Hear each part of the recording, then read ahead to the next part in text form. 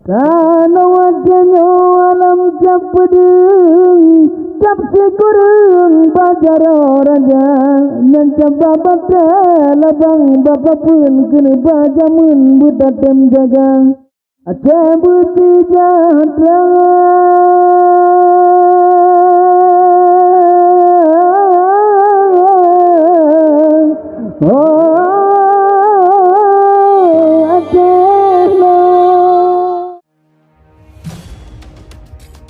Aceh adalah daerah yang pernah berjuang untuk lepas dari zaman penjajahan. Benteng Indrapata merupakan salah satu saksi bisu dari banyaknya perjuangan yang terjadi di daerah Aceh. Benteng ini dulunya adalah benteng pertahanan kerajaan di saat Aceh sedang diserang oleh penjajah.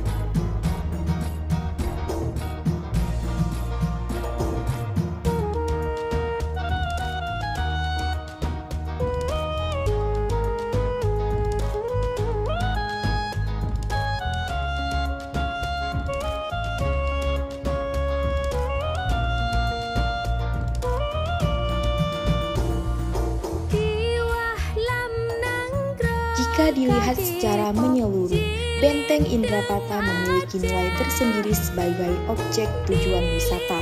Seperti yang kita ketahui, bahwasanya Aceh merupakan salah satu provinsi di Indonesia yang menawarkan berbagai destinasi wisata.